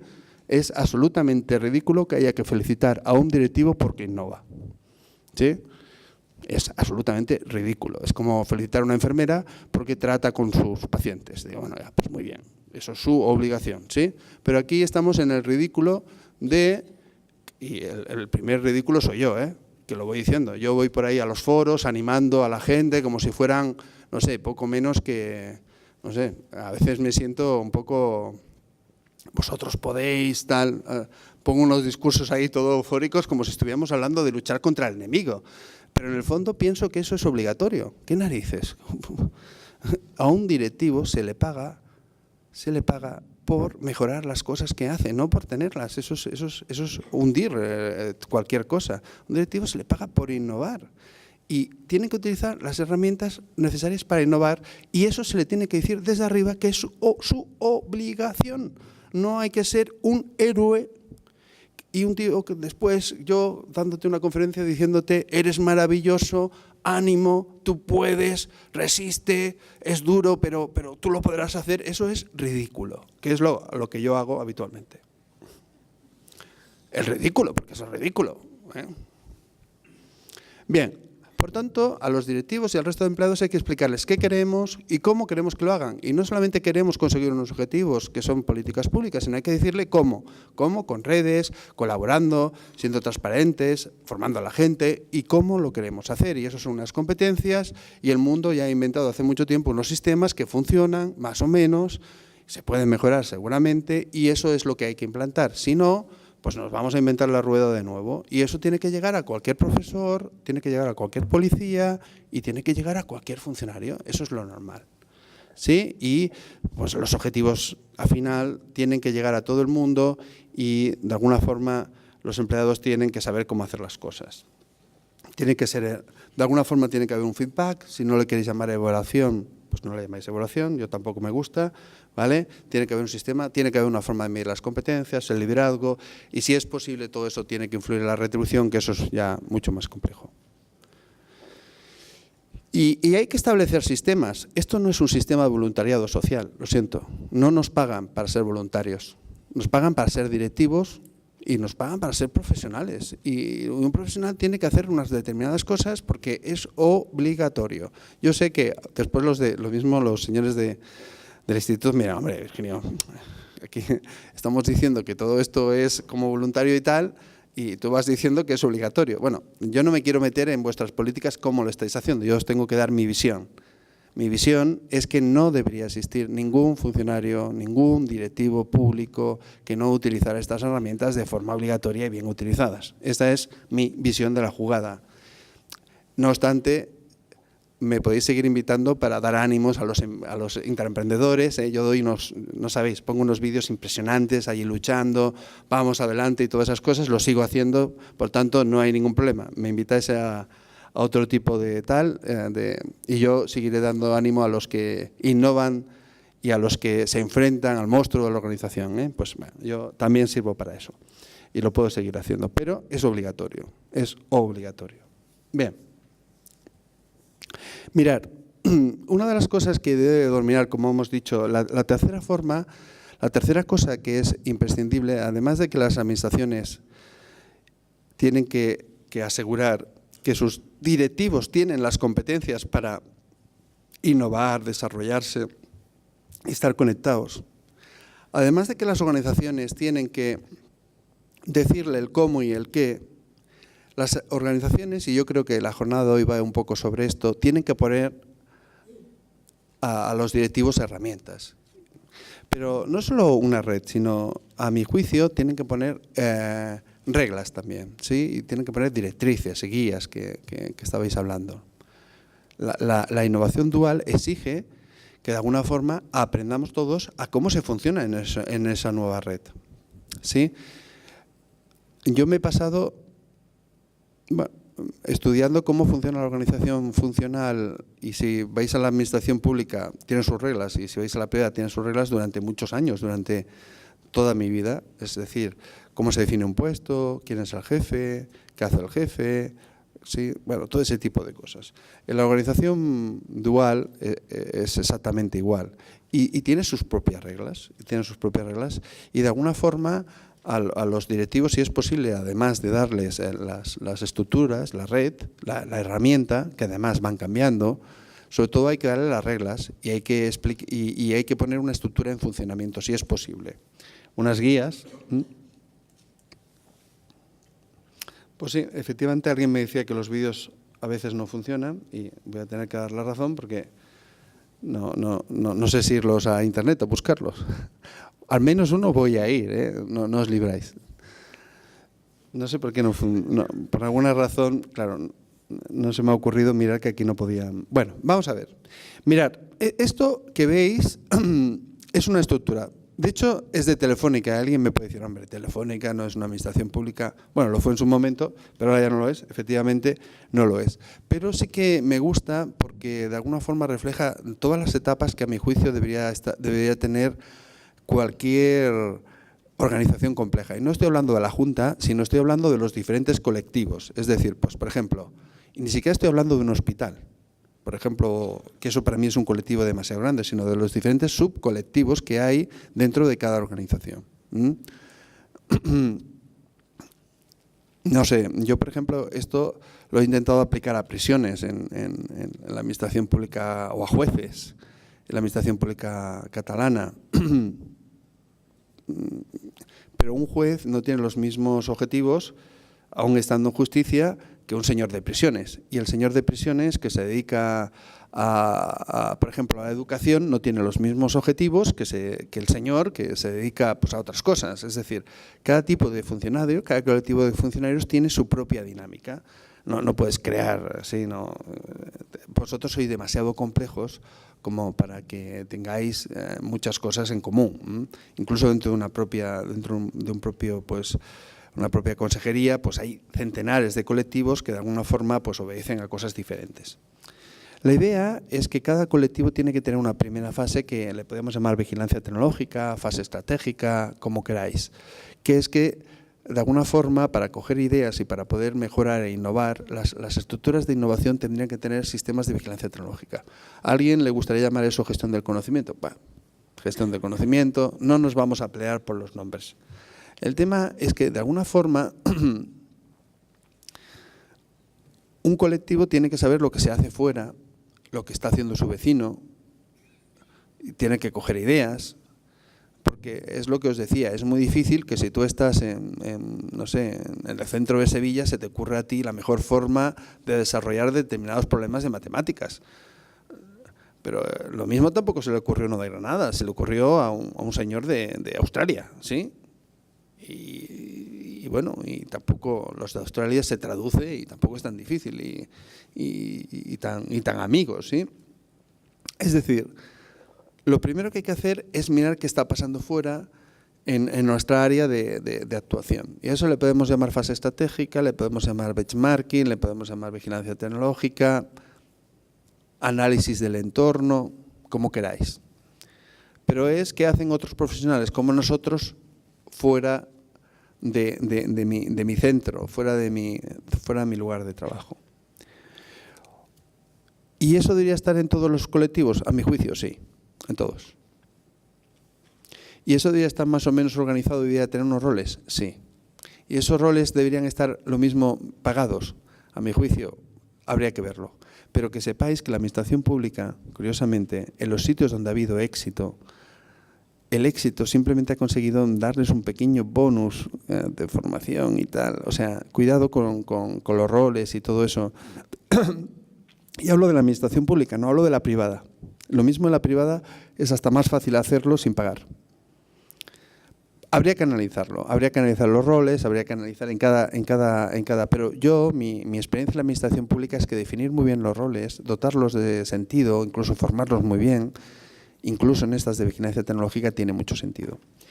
Bien, y después ahí le ponemos strategies, pero obviamente os aseguro que el nombre del rol se llama de 500 formas diferentes, ¿sí? Desde gestor del conocimiento a gestor del cambio en la vasca, por ejemplo. Bueno, es igual, hay muchos nombres. Es un señor que de alguna forma está mirando lo que está pasando fuera. Os he puesto el de Telefónica, os podría haber puesto otro, pero bueno, no sé por qué utilizo este, porque estuve trabajando muchos años en él y me gusta especialmente. Luego, hay una fase que es creativa, es decir, que evaluar las cosas, las posibles iniciativas que se pueden hacer, ¿sí? Y hay que jerarquizarlas de alguna forma y hay que evaluarlas. Y tiene que haber muchas. Idealmente, cualquier departamento, no, os podía hablar de un call center de una administración pública que puso una cosa de estas y tuvo 150 ideas en muy poco tiempo. Claro, tampoco es tan difícil. La señora estaba súper nerviosa y digo, priorízalas. Dice, no, hombre, no vamos a dejar ninguna idea en el tintero. Y que las quería poner todas a la vez. Pero la idea es que tú cuando preguntas a la gente, mayoritariamente, si estamos, depende de los entornos, no es todo tan fácil, ya lo sé, pero muchas veces la gente está muy dispuesta, sobre todo si quieres un buen entorno, obviamente está dispuesta a decir cómo puede mejorar las cosas. Entonces, tener muchas oportunidades de mejora es la primera fase de mejorar algo. Entonces, lo que tienes que tener son muchas fases de mejora. Luego están las fases de pilotaje, que es lo que se hace en un centro, lo que se hace en un sitio, lo que hace un policía en un pueblo.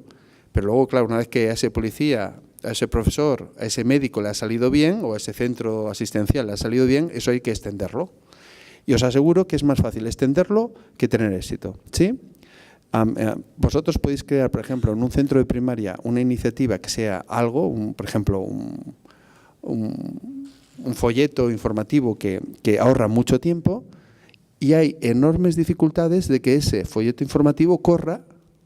Digo, bueno, está hecho, está aprobado, sabes que ha funcionado. Hubo una iniciativa maravillosa, se le ocurrió a alguien. Alguien pasó muchas horas de su tiempo, no siempre pagado, haciendo dibujitos. Cogió a su mejor amiga para que le hiciera los dibujos. Y se hizo ahí un esfuerzo, pero eso no se traslada al resto de centros asistenciales, ¿sí? O sea, no solo es tener éxito, sino luego que se traslade al resto de sitios. ¿Por qué? Por lo que sea, ¿sí? Cosas incomprensibles. A mi juicio, cuando nosotros hemos hecho en muchas administraciones públicas, hemos desarrollado ideas, el problema y lo más penoso, lo más triste desde el punto de vista del que lo hace, no es tanto no tener éxito, que ves que tiene después de 2 o 3 meses, sino que esa gran idea que ha mejorado mucho un servicio no es trasladable por temas incomprensibles, habitualmente resistencia organizativa, falta de comunicación, no disciplina, al resto de los centros. Con lo cual puedes tener un centro de asistencia primaria que ha resuelto un problema que le preocupa a todos los centros de asistencia primaria y eso no se traslada a los centenares de centros de primaria, con lo cual se están perdiendo centenares de horas, se está atendiendo mal al público, etcétera, etcétera. Y os hablo por experiencia, no hablo de oídas, eso es así. O sea que la fase de extensión es casi tan importante como la fase de pilotaje. Imaginaros qué pasaría si todos los centros de asistencia primaria estuvieran haciendo este proceso y cada vez que sale algo bien se extendiera, se mejoraría enormemente. Eso se llama inteligencia colectiva. Bueno, crear ese tipo de estructuras, por ejemplo, en asistencia primaria, en sanidad, eso sería algo increíble. Por tanto, no solamente sería crear la herramienta, sino crear la estructura de forma que alguien que por una vez tuvo una idea también se extienda, que haya ideas. Todo esto es, de alguna forma, crear tus estructuras de innovación. Y a todos estos se lo podemos pedir al médico, se lo podemos pedir a la enfermera, se lo podemos pedir al señor que está allí en la puerta, pero se supone que esto lo tienen que hacer los directivos. Si queréis se lo pedimos a los políticos, pero no suelen estar para estas cosas, ¿sí? Se lo tenemos que pedir a los directivos. ¿Y por qué los directivos no hacen este tipo de estructuras que deberían ser, a mi juicio, de nuevo, obligatorias? ¿Sí? Obligatorias. Esto está en tu sueldo, esto está en lo que tú eres, ¿sí? Pues probablemente porque no hayan recibido la formación, probablemente porque no estén sensibilizados, ¿sí? Pero este tipo de estructuras, los señores que estáis aquí, sois los señores encargados de hacerlo, ¿sí? Cuando un señor en primaria se queja de que no piensan en no sé qué y cómo es posible que no sé cuánto, no sé qué, sí, se está quejando a su compañero, pero en realidad, y del político, pero el político está muy lejos. El político tiene sus cosas, sí, pero todo esto lo tienen que hacer los directivos públicos, lo tienen que hacer los directivos públicos. ¿Y por qué no se crean estas estructuras que son como de sentido común? Pues ya se están dando los primeros pasos, felicidades, pero hacer bien esto de forma eficiente es muy importante. Y luego lo del aprendizaje, las comunidades, la comunicación. Mirar, el principal problema que tenemos no solamente los directivos, sino cualquier profesional, es nuestra dificultad de adaptación al entorno, ¿sí? O sea, este cerebro que habéis visto antes, y ahora no sé cómo ir, es nuestra falta de adaptación al entorno. El principal problema profesional que tenemos cualquier profesional, no importa el tipo de profesional que sea, no importa. Dice, no, es que yo soy médico, es verdad, los médicos tienen unos sistemas, pero también se quedan muy desfasados. Probablemente sea el profesional que más tiempo dedica a la autoformación. El problema que tiene cualquier profesional, sea un policía, sea el que sea, es su envejecimiento prematuro. Entonces, hay un tema que es el aprende toda tu vida, que básicamente es que estés en constante aprendizaje. La única forma de tener una organización moderna es asegurarte de que toda la gente está aprendiendo cada día. Y os tengo que decir que el aprender cada día no se trata en ir a cursos cada día. No se trata de… Igual que nosotros para comunicarnos muchas cosas no vamos a cursos cada día, sino simplemente que estamos conectados. Y la conexión, la conectividad es la base del nuevo aprendizaje, ¿sí? Establecer estructuras donde la gente esté conectada, esa es la base del éxito. Yo os diré, por ejemplo, que en las organizaciones privadas es uno de sus focos básicos de acción. Mira, ese modelo que os he presentado de liderazgo es de la Caixa. Dice, hombre, nos está presentando algo de… Bueno, os aseguro que lo he aplicado a justicia, se lo he aplicado a médicos, se lo he aplicado a mucha otra gente. O sea, pero la organización más famosa que se lo ha aplicado es una organización privada, efectivamente la Caixa, que tiene 15.000 directivos. Vosotros vais a una sucursal de la Caixa, una de las que tengáis por aquí, y veréis que un empleado suyo está como 20-25 minutos en Virtaula cada día. Pero es que su jefe está más. Y el jefe de su jefe está 2 horas. Y el jefe de su jefe está casi 2 horas y media. Y tú dices, ¿cómo un directivo que probablemente no verá y que cobra una barbaridad, se pasa tanto tiempo en una cosa que se llama Virtaula? ¿Cómo es posible? O sea, ahí cuanto más cobras, más dinero te pasas. No es que esté aprendiendo, sino que está coordinando el aprendizaje de la gente. Y bueno, si se lo preguntáis a vuestro señor de la Caixa, os dirá, ¿qué? ¿Virtaula? ¿Aprender? ¿Quién te ha dicho esa mentira? Eso es mentira. Esto es para vender más. Es verdad, ¿sí? Les enseñan cosas que están muy ligadas a su negocio. Es como si le vais no sé, claro, porque ellos, su obligación es vender. No siempre es muy simpático esto, ya os lo digo, pero finalmente ellos, una de sus obligaciones es vender. También enseña cómo tratar mejor al cliente y todo eso. El tema es que les está enseñando cómo hacer mejor no sé qué, cómo hacer mejor no sé cuánto, los nuevos productos en qué consisten, ¿sí? Obviamente les están enseñando muchas cosas sobre el producto y tal, y menos sobre cómo te puedes relajar, para entendernos, o cómo puedes hacer. Esto no suele ser sí, es una… Pero más allá de que quizá esté muy polarizada a un tipo de aprendizaje, que es el de competencias comerciales, el de venta, el de producto, el de atención al público… Más allá de eso, Lo que sí que es cierto es que es muy efectivo. ¿Qué os quiero decir como eso? Que la forma de tener a nuestros profesionales en permanente conexión es así. Si queréis os explico otras cosas. Yo he hecho otro tipo de comunidades de práctica, os las puedo explicar. Carniceros que dicen cómo afilar los cuchillos, no sé, os puedo contar más cosas así para que veáis que todo no es vender, ¿eh? Y profesionales muy distintos. Si un carnicero puede hacer comunidades de práctica para cómo aprovechar la carne que le sobra, que por cierto, los pinchos morunos que os coméis, bueno, no quiero seguir. No, están buenos, y son sanitariamente, pero bueno, las especies y todo eso. Bueno, si un carnicero hace todo ese tipo de comunidades de prácticas, ¿por qué no un profesor?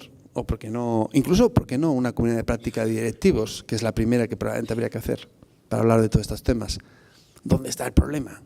Yo no lo veo. O sea, que la gente de banca lo puede hacer, los carniceros lo pueden hacer. No sé, os puedo hablar de los jueces. Bueno, los jueces lo pueden hacer, vale. Pero bueno, los jueces ya son funcionarios. No sé, vamos a hablar de gente que no sea funcionaria. La gente que pone ruedas en los coches, en las plantas de producción, lo puede hacer. Pero resulta que por alguna razón, no, eso no es así. Por tanto, además de utilizar los WhatsApps para ya sabéis, para hablar más de los políticos y esas cosas que yo al menos es el 50% de mí, y para contar chistes más o menos subidos de tono y esas cosas, que sepáis, bueno, y para temas más, no solamente se utiliza para eso, ¿no? Para temas también a veces profesionales, que sepáis que además todo ese tipo de tecnología se puede utilizar para aprender. Y se aprende mucho, ¿sí? Y se aprende mucho. El profesional que no entienda, y esta es la base de todo, hay que enseñarle a los profesionales que su obligación, y esto ya sé que ahí ya suelo recibir tomatazos y cosas así cuando lo digo, no solo se lo digo a los funcionarios, se lo digo a todo el mundo, y igualmente, recibo igual de tomatazos y tal. La obligación de cualquier profesional es crear un entorno organizativo de aprendizaje donde él aprenda toda su vida. Lo que pasa es que las organizaciones deberían estar obligadas, sus jefes, sus directivos, deberían estar obligados a facilitarle esto de alguna forma con comunidades de práctica y entornos organizativos de aprendizaje. Pero su obligación es no fiarse de lo que haga su organización, eso es un suicidio. Si vosotros queréis suicidaros profesionalmente, digámoslo así, esperar que voy a hablar mal del instituto, ¿no? Pero esperar que el Instituto Andaluz y tal os hable de las cosas que realmente os interesan. Si tú tienes un problema de comunicación, porque, no sé, tienes una falta de asertividad, no esperes del instituto de tal que te solucione. No, oye, pues tú con esto. Y si, por ejemplo, no sé, eres un geólogo que está trabajando para el tal, si esperas que el Instituto de Andaluz de Administraciones Públicas te explique las nuevas formas de la geología y cómo tal, pues lo siento, estáis muertos profesionalmente, porque no puedes esperar cosas generales, pero tú como profesional estás obligado toda tu vida a aprender. Y los directivos deberían estar obligados a crear esos entornos que algunas cosas comunes, las más importantes, se ponen encima de la mesa. Pero ese es el nuevo mensaje que hay que trasladarle al empleado. Ya sé que no es vamos, habrá que felicitar de nuevo a los que lo hagan, ponerlos como héroes y tal, pero en realidad es la obligación de cualquier técnico es formarse continuamente. Y nosotros tenemos que facilitar, fijaos lo que digo, facilitar eso. En algunos casos, más que facilitar, es nuestra obligación hacerlo. Por tanto, esa es la nueva forma de aprendizaje social que no tiene nada que ver con lo que hemos visto hasta ahora, ¿vale? O sea, el aprendizaje básicamente no se realizará en aula. Eso está muerto, no, pero sí que es un 10%, muy poco. El aprendizaje se hace en red, ¿sí? Y el aprendizaje tiene que ver mucho con el cambio. Bueno. Ya vamos a la conclusión final.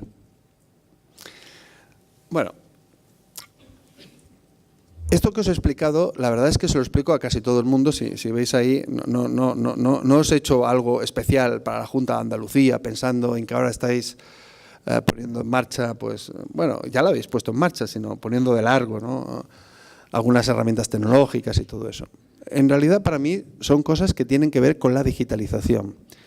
Si voy a Madrid y me hacen hablar para los directivos de allá, les explicaré más o menos lo mismo.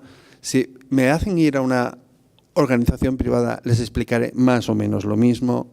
Y si me hacen ir a Cataluña, a pesar de que sabéis que estamos ahí un poco liados en cosas así, les explico exactamente lo mismo, ¿sí? Les explico lo mismo, ¿no? ¿Sí? Que vosotros estéis en esta iniciativa, no, me alegro, porque eso quiere decir que vais por el buen camino. Felicidades. La verdad es que las administraciones públicas estamos un poco dormidos, vosotros estáis ahí un poco más adelante, pues oye, muchas felicidades. El discurso y el lenguaje que tenéis, os tengo que decir que es diferente al resto de administraciones. Cosa que no quiere decir nada, porque a veces hay algunos buenos discursos que no se acaban de implantar, pero bueno, como mínimo el discurso está. Y la intención aparentemente de implantarlo está. Luego ya sabéis que la administración pública, los que llevéis aquí una temporada, una cosa es decir lo que hay que hacer y otra cosa es hacerlo. Y luego que eso se transmita a toda la organización, que eso es mucho más complejo porque somos organizaciones muy, muy complejas, ¿no? Pero bueno, ahí están, ahí están. Por tanto, yo lo que os animo es a aprovechar estas herramientas y estos espacios para ir más allá, para ir más allá. Yo creo que todos tenemos un poquito de responsabilidad, más allá de los institutos andaluces de administración pública y más allá de lo que digan tal, tenemos toda la responsabilidad de ser proactivos también. Y lo que os animo es a ser proactivos, y también a experimentar. Pero bueno, qué duda cabe que es fabuloso que hagáis una jornada y que estáis hablando de esto, porque a mi juicio en mi modesta opinión, que lo mismo estoy equivocado, ya sabéis que hay mucha gente por ahí equivocada y que hace cosas, pero yo lo que pienso es que la administración pública necesita estas herramientas son la base de la nueva administración pública.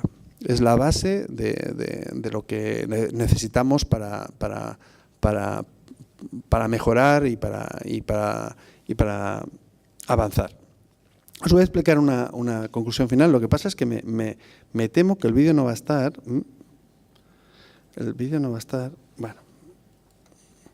Y voy a coger un vídeo por ahí, que a ver si lo cojo antes. Ahora va a ser difícil porque no siempre es fácil. Además, este vídeo es difícil de encontrar, es imposible. Vale. ¿No lo podemos hacer de otra manera? Sí, mira, está aquí. Curiosamente está. Os pongo un vídeo y lo comentamos, ¿vale? Esta es un poco, estamos en el apartado de conclusiones, he encontrado el vídeo.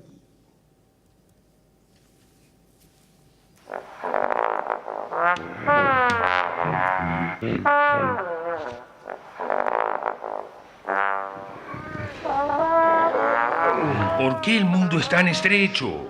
¿Quién sabe? Tienes que aprender a aceptarlo y eso es todo.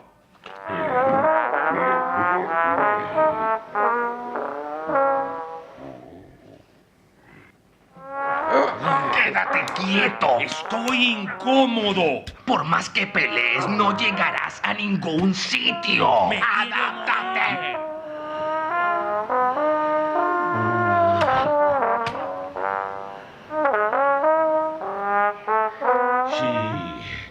Supongo que tienes razón. Mi infelicidad es mi propio esfuerzo. Por supuesto, el problema no es el mundo, eres tú.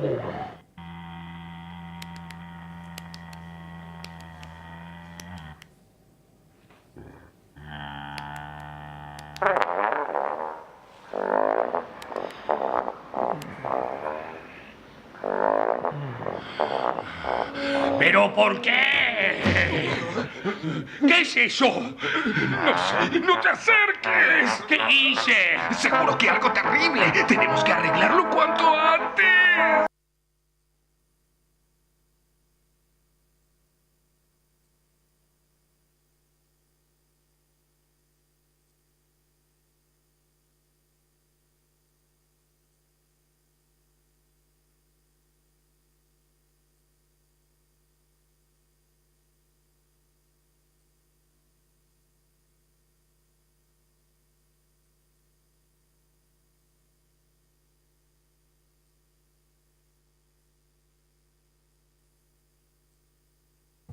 Ah, perdona, yo aquí hablando. ¿Hasta dónde no habéis oído? No, a la mitad más o menos nos quedamos. No, bueno, lo que os decía es que a mi juicio la caja es un buen vídeo porque de alguna forma nos explica qué son los paradigmas, ¿no? O sea, aquello que habíamos aprendido, que hemos aprendido los que creemos que somos casi todos, que tenemos que hacer bien nuestro trabajo, ¿no? Pues aquello que hemos pensado que era lo que teníamos que hacer, nos esforzamos, porque es difícil ser directivo, ¿no? Nos esforzamos de alguna forma por establecer unas reglas, por establecer unos patrones de conducta, por aplicar unos valores, por hacer lo que se tiene que hacer, por criticar a quien no hace lo que no tiene que hacer, ¿sí? Y esas cosas que hemos aprendido, esos son nuestros paradigmas. Y de vez en cuando te dicen sal de la caja es porque los tienes que, de alguna forma, alguno de esos paradigmas los tienes que romper. ¿Por qué? Porque si no, estás en una caja que no te permite ver grandes oportunidades. Los paradigmas a veces, aquello que nos explicaron nuestros padres con la mejor de las intenciones y que no lo creímos, pero luego vimos que no servía, o aquellas cosas que hemos ido aprendiendo en nuestra vida profesional y que nos ha servido, pero luego descubrimos que lo que actúa es encajonándonos y que no nos deja pues hacer otras acciones o no nos permite ver otras cosas. Eso se llama cambiar de paradigma o salir de la caja. Y ahora es un momento de salir de la caja. Para los directivos es un momento de salir de la caja.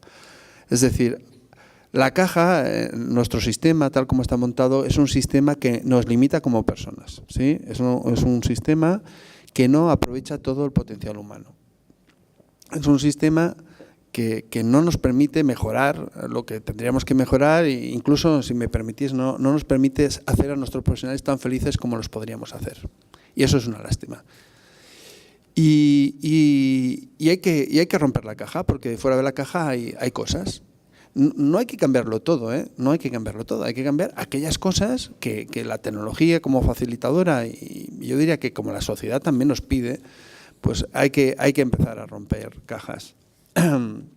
Aquí pongo que el mayor suicidio empresarial es no hacer frente de forma proactiva al cambio empresarial. Cambiar empresarial, que es, como os he dicho, la expresión que utilizo más habitualmente por administración pública. El mayor suicidio para la administración pública es no hacer frente de forma proactiva a los cambios que nos pide la sociedad, ¿sí? Para mí, la verdad es que como funcionarios, como directivos públicos, tenemos la obligación de responder también a las demandas de nuestra sociedad. Y si queremos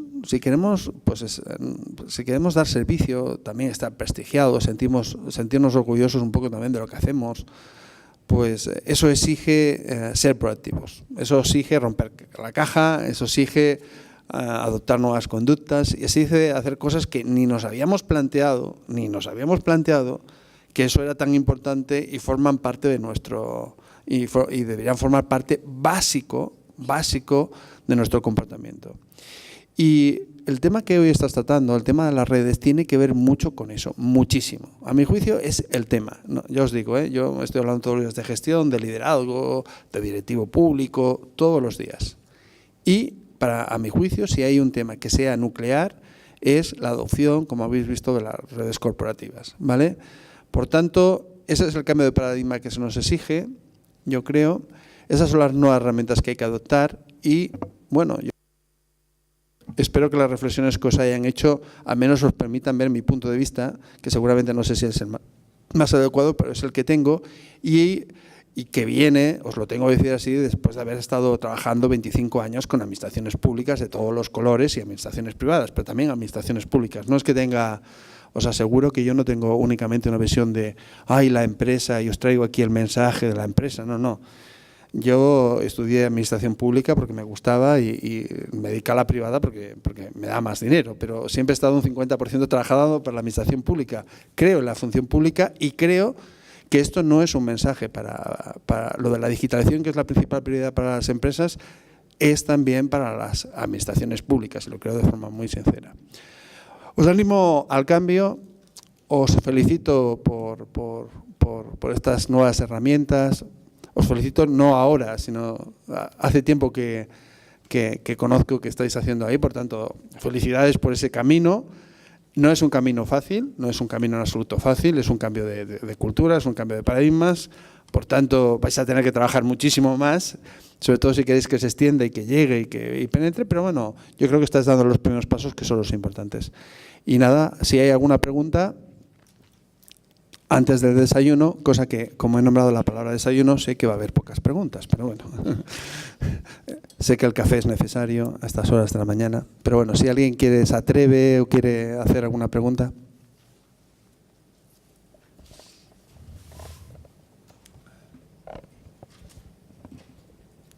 ¿Alguien quiere aclarar alguna duda? ¿Sí? ¿Se escucha? Sí, ¿no? ¿Nadie? Si no, por romper el hielo, Virginio, Sí. te pregunto directamente como aludidos, ¿no? Benchmarking no me gusta, pero lo de copiar a los otros me encanta. Desde tu punto de vista, ¿alguna administración en la que nos deberíamos fijar en cuanto a transformación digital o que esté dando buenos pasos, nacional, internacional? Me encanta. Yo, mirad, ahora tengo que llamar a Fermín Cerezo para ver qué está haciendo en Valencia, porque es una de las pocas personas que no conozco. He estado hablando con Pinillas en Madrid, que es el director del Instituto de Administraciones Públicas, que también crearon una red hace 4 años y me pidieron que le ayudara a implantarla. Creo que más o menos, otra cosa no, pero analizar el entorno, sabéis, los que me conocéis, que a eso me dedico, o sea, dedico una buena parte a analizar dónde se están moviendo las cosas. La verdad es que no. La verdad es que no os puedo dar grandes. Os podría dar pequeñas iniciativas, eso sí. Pues esto, la FP del País Vasco, hay cosas de innovación bien hechas ahí en el País Vasco, se hicieron hace 4 años cosas interesantes. En Cataluña hay algunas cosas, en Valladolid se hizo algo, en Valencia se están moviendo algún tema.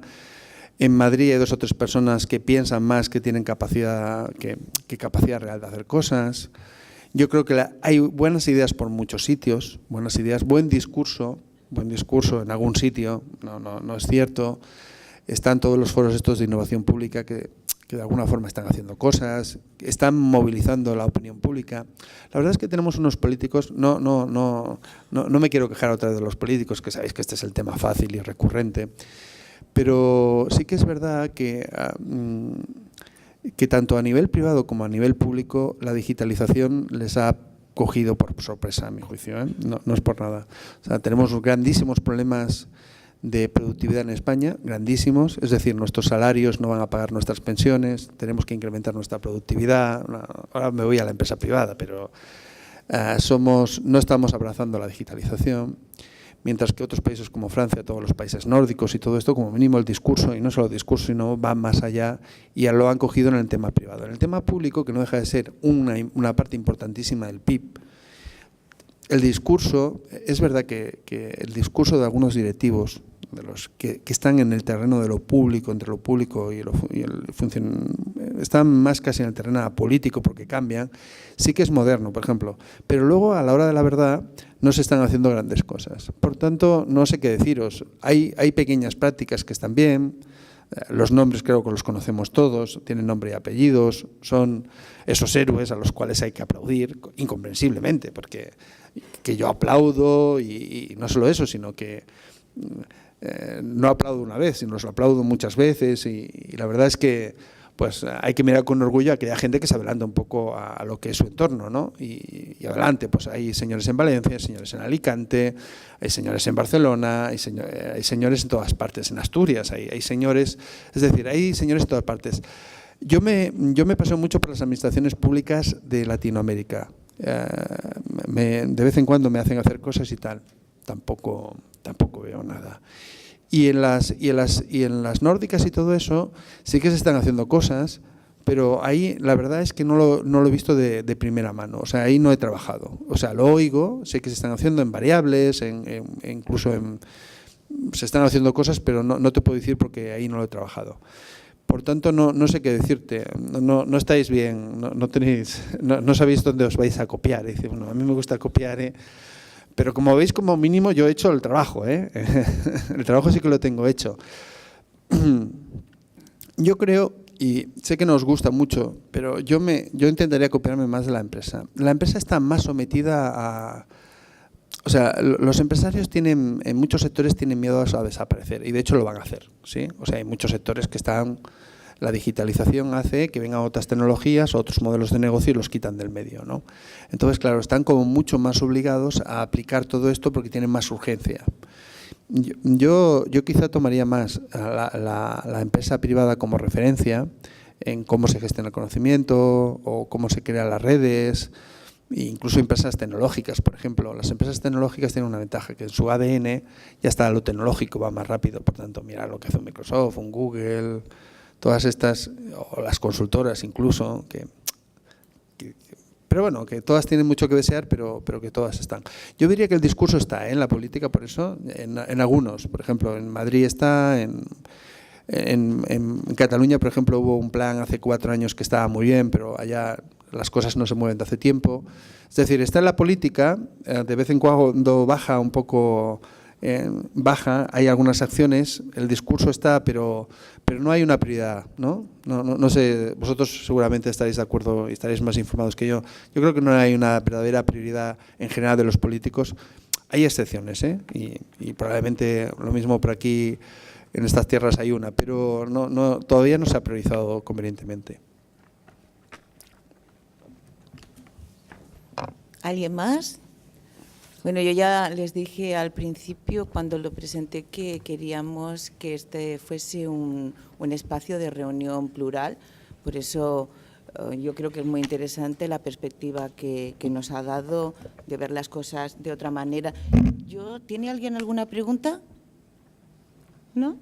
Yo voy a hacer una duda que tengo, sí. Te van a odiar.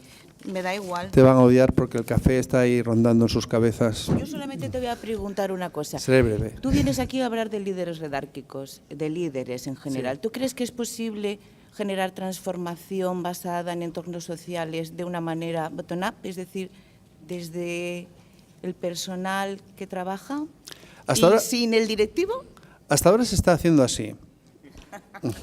Hasta ahora, digámoslo, todos los nombres que os he dado son gente que está jugándose a veces su puesto de trabajo por hacer todas estas redes. Y entonces, claro, es lo que yo os decía, que les aplaudo, les digo, ánimo, tú puedes, tú como directivo, sí, te enfrentándose muchas veces a sus consejeros y a todo eso, y consejeros que los miran diciendo, este señor que hace haciendo tanto ruido, ¿no? Por tanto, sí que se puede hacer, Ahora, a mi juicio no es la vía, no tiene sentido. O sea, yo creo que el Instituto Andaluz de Administraciones Públicas ponga en marcha todo eso, cree estas cosas y todo eso, es un buen inicio. Yo creo que es el camino, ¿no? Si la consejera además da tal, pues ese es el camino. Si luego os forman, os dan guías y tal, pues ese es el camino. A mí lo del señor allá luchando en la trinchera, que yo respeto mucho, al cual valoro y creo que habría que hacer monumentos a este tipo de gentes, pues no creo que sea el camino. Pues nada, si no hay ninguna pregunta, ¿no? Bueno, pues nada, de verdad, muchas gracias a Virginio, vosotros. por todo. Gracias por invitarme.